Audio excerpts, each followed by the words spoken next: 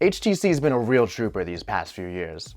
Despite declining sales, the Taiwanese manufacturer and once premier name in smartphones has been refusing to throw in the towel. Instead, a continued push into bolder styling as well as technological innovation has ensued. Flowing liquid paint jobs dazzled us, while squeezable inputs intrigued.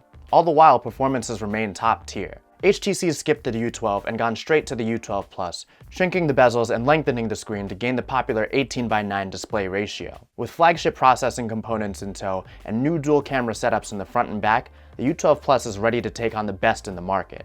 Starting at the competitive price of $799, does HTC's latest flagship have the metal to compete with the best of the best?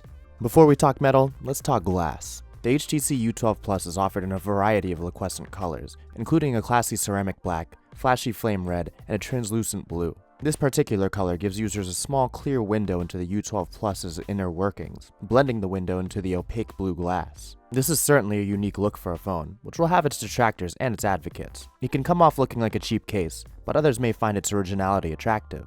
Squeezable side inputs are back, but the U12 Plus expands on this with fully haptic volume and power buttons. These 3 buttons are built into the metal frame and create haptic vibrations when squeezed to simulate a button click. While this can make the step up from IP67 to IP68 water resistance slightly easier, it was hardly a necessary move for this or any other reason we can conceive of, other than it's just cool. Unfortunately, that just doesn't cut it for us. 2 models we've tested now have shown woeful implementation that has us longing for the return of regular buttons. While the power button is easiest to press, it can sometimes be triggered inadvertently. That's fine, but the volume down button is noticeably harder to press. Still okay until we get to the volume up button, which is often impossible to trigger. On both devices, this button typically required extreme pressure and very long presses. In landscape mode, inexplicably, this issue is much less prominent, though still not preferable to physical buttons. In portrait mode, however, the experience never improved, and changing side pressure sensitivity has nothing to affect this, only the squeezable sides. Quite a frustration and disappointment which we hope can be fixed with software updates. One that, after contacting HTC about this issue, we were told is planned for the summer. Questionable design elements aside, the phone looks and feels pretty good, albeit a bit plain looking from the front. Although we'd love to see the top and bottom bezels shrink a bit, the vibrant screen thankfully helps to take our minds off of it. This 6-inch QHD Plus Super LCD display shows colors that are bright and vibrant, with top-notch clarity, delivering an excellent 537 pixels per inch. Unfortunately, the screen's poor outdoor visibility hasn't improved much over the U11 Plus, but viewing angles won't disappoint indoors. You can also tweak your viewing experience with color profiles for DCI-P3, which gives an optimized color experience for the U12 Plus, and sRGB if you find the colors too vibrant, both of which can be adjusted with warmer and colder color temperatures. HTC's Sense UI hasn't undergone as many changes and refreshes as some of the competition, which isn't necessarily a bad thing, but this has left the Sense UI looking a lot like it did circa Android 5.0 Lollipop. Even then, it displayed a fairly polished and uniform design language, which still holds true today without looking dated. Tweaks like rounding icons and adding Android's revamped quick settings menu are really the only major differences you'll notice, and though it may be boring to close market watchers, HTC Sense still pulls off a refined, uncluttered, good-looking experience. HTC's Blink Feed experience still occupies the leftmost screen, and as we've seen previously, this aggregated news feed of your social media accounts is a neat way to peruse social media content, but not news. The only built-in plugin for such is an app called News Public, which needs to be excised from Blink Feed immediately. HTC has made News Public the only quote-unquote news app capable of integrating stories within Blink Feed. The problem here is that News Republic doesn't provide news, but rather a spattering of low-brow sensationalized clickbait. Not allowing you to add any other sources for news is a shame, since Google's search bar provides a much better experience.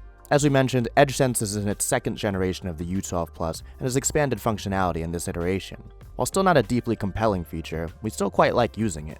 In addition to launching the camera, flashlight, app of your choice, or taking a screenshot, squeezing can now trigger specific functions within apps. This is still a beta feature for now, but it seems to work pretty much as intended. This allows you to map certain in-app functions to the squeezable input. For instance, when the calendar is open, you can map squeezing to an action that would typically require a tap, like adding a new event.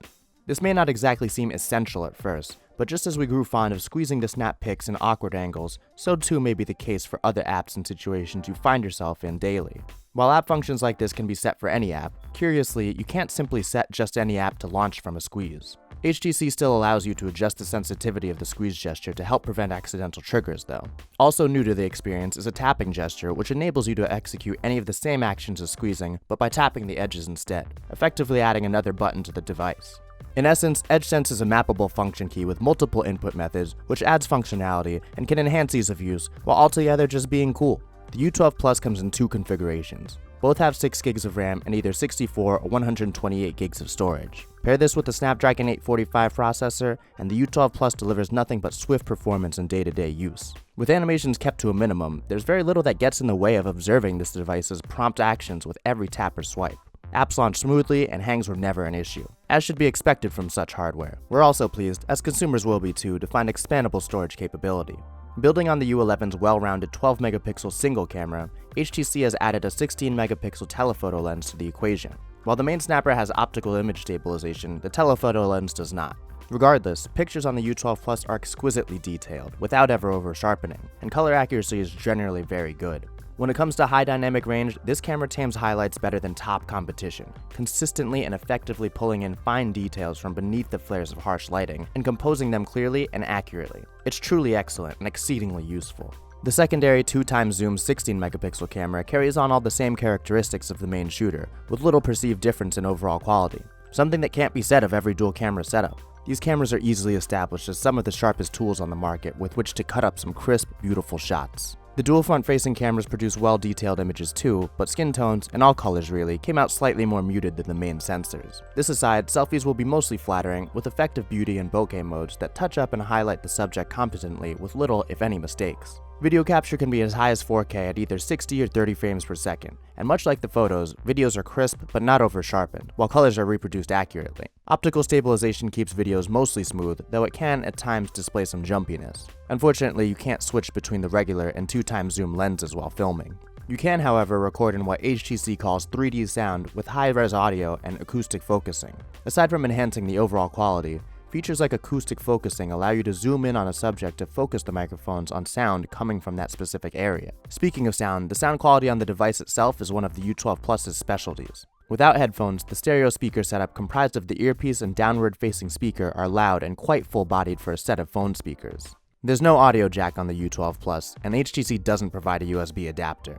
But plug in HTC's Usonic earbuds, and you'll be treated to one of the best auditory experiences supplied by bundled headphones. HTC uses sonar sensors within the buds to detect and calibrate the sound output, optimizing the sonic experience for each user's unique ear canal in a few second-long calibration process. Couple that with active noise cancellation, and you have an immersive, loud, and composed soundscape. Calls on the U12 Plus come through clearly as well. Callers could hear us loud and clear, and we heard them with the same great quality. The speakerphone also seems a tad louder and slightly fuller than most, but this was to be expected based on the U12 Plus's superior audio performance. Packing a 3500 mAh battery, the U12 Plus is rated at almost 24 hours of talk time, which we find reasonably accurate considering our own tests. The U12 Plus came in at just over 7 hours in our custom test, which is just about what we'd expected based on our regular usage. It's not the highest mark, in fact it's 2 hours less than the U11 and 1 hour less than the U11 Plus, but users should find at least a day's worth of battery life with normal day-to-day use. The inclusion of Quick Charge 3.0 should also keep users happy, with the ability to charge the U12 Plus to 50% in 35 minutes, while 0 to 100 takes just under 2 hours.